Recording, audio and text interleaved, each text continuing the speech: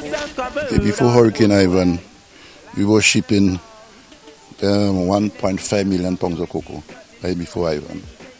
After Ivan, we shipped 100,000 pounds of cocoa. Show you how deep it sank per year after Ivan.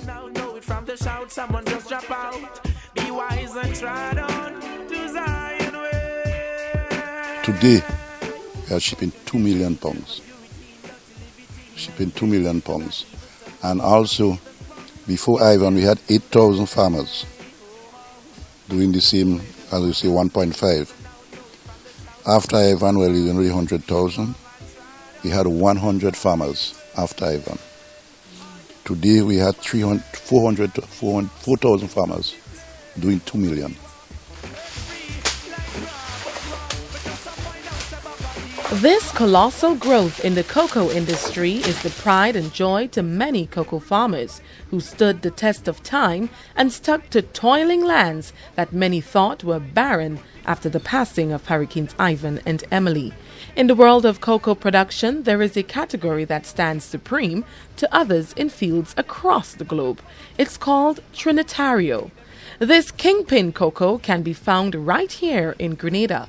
A recent Caribbean agribusiness report stated that this little island is among few in the world that not just produce fine-flavored cocoa, but classed Grenada as exclusive producers, a grouping of 8 islands.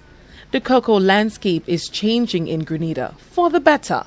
A major shift is taking place from producers of raw cocoa to a more sophisticated industry where value is added, manufacturing.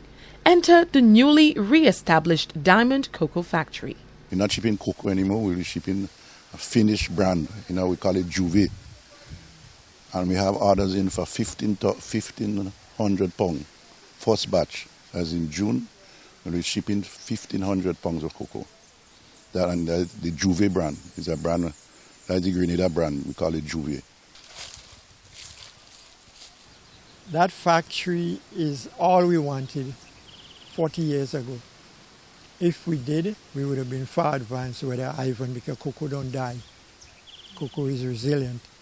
Because 20 years ago, I used to say at GCA meetings that we should replant. But after Ivan, that's what it did for us. It replanted cocoa. And the factory would help us in many ways, because when we ship cocoa in bags, we get a bare price. But now we'll be doing what they do in Europe, turn it into couverture. The Grenada Chocolate Factory, the island's first chocolate producer, also gave the industry a much-needed boost when it was set up some years ago.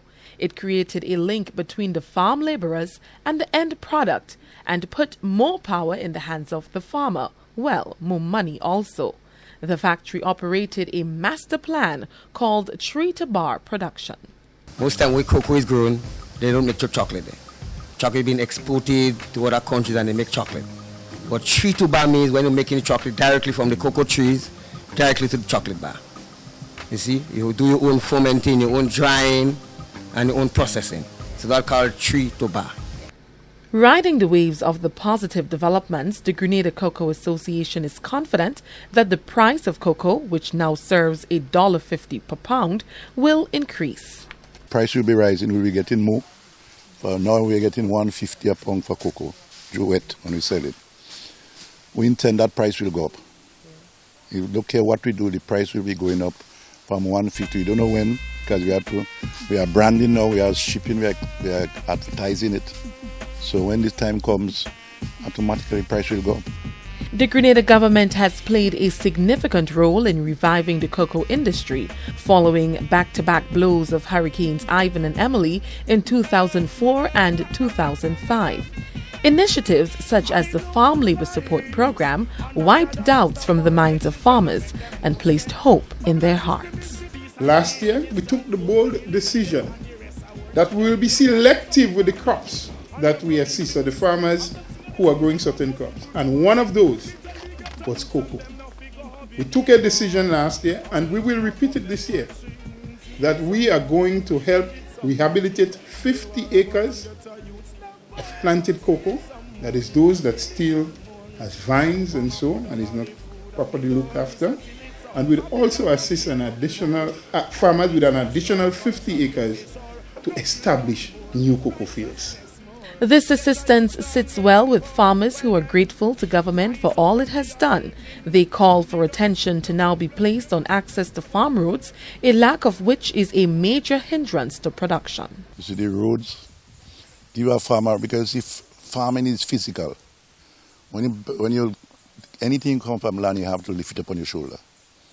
And when you have to walk a long distance with it, it's too laborious, because farming is physical, and once you have roads that are not good, people are not going anymore. Government try and help us to admit that. They have done us, we can't talk about, they have done us a lot of good already. But we like them to do more the roads. The roads is important. Babylon a war and you hungry and poor farmer till it's some more. Just till this a little more. Get a youth hungry and the black woman them poor. Till it's some more, till it's some more. It's plain to see that the cocoa industry has risen beyond the ashes left by Hurricanes Ivan and Emily, performing at greater pre-Ivan levels. This has been the state of cocoa. I am Abigail McIntyre reporting for State of Affairs. It's exciting times. Yo, farmer put down all this.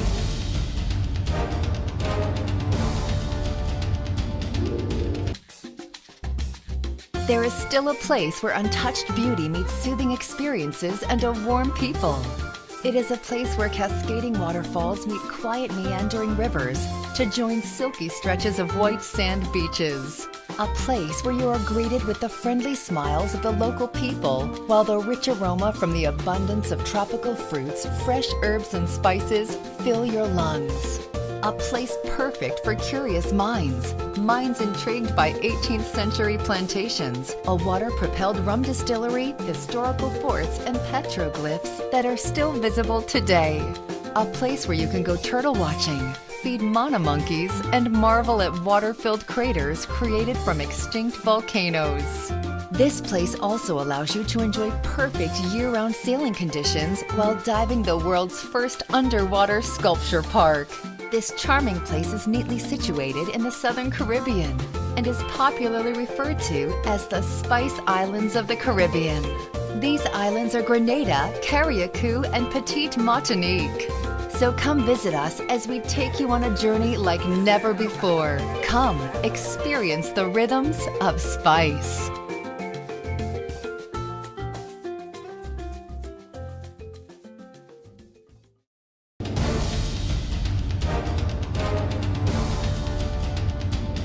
She is a hit within Grenada's yachting community. New singing sensation Sabrina Francis and her band, The Navigators, can be seen performing to audiences every month at the La Fere Blue Marina. You might have heard her rich vocals performing the song that promotes this country's new tourism tagline, Pure Grenada. State of Affairs visited Sabrina during a rehearsal and a live performance to find out more about an emerging local artiste with massive global potential. Slippers on my feet, the skies are looking bleak. A perfect day to go to Summer Street. Butterflies and bees. Who is Sabrina Francis? She's crazy. She's always singing. Even off the stage, she's always singing, always laughing. She's always fun. We're always singing. That's her main thing, always singing. That's her passion. I thought she was excellent. Had I been in another place, another country, I would have definitely not believed that she's local. I mean, she has a wonderful singing voice, and I can only wish and hope that she would get to a much higher place in terms of her singing career. She's just wonderful. Sabrina, she's an incredible raw talent. It's like a little gem you find in the sea that you pull out. And her potential is just immense. And I think she will go a very, very long way. It's a kind of uniqueness that you find in something that's special. And she has a specialty about her. If you look at it, it's not forced. It's a natural gift that she has. And working along with her, it's a pleasure. And the nice thing about it is that being so young, she's willing to learn. And I hope she keeps that. She's a very classy young lady, very classy. And I hope she keeps that eagerness of wanting to learn you're going to be hearing a lot about Sabrina.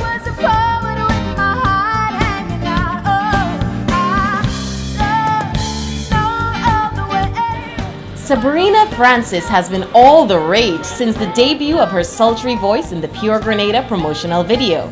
We came down to La Faire Bleue, where Sabrina and the Navigators perform on Saturday nights, to get to know the artist herself and some of the people who helped her get to this point. Girl, put your records on. Tell me your favorite song. You Coming from a family of songwriters and singers, Sabrina's musical foundation was laid from a tender age by her mother and sister's passion for music. My mom, because she's a great writer, and I can't leave out my younger sister. She's a lot better than I am, so I take little hints from her because she writes poems and stuff as well. So yeah, it's in the family. Everybody tries to do something and put their ideas out there in song, so it's there. Sabrina's ex-classmate and longtime friend remembers seeing her potential as a singer early in their friendship. She came to school, and the first week we did an assembly, and she amazed the whole school with her voice, and everybody was really impressed. And from that day, we kind of pushed her to, use her talent, and that's how she's been doing for the longest while.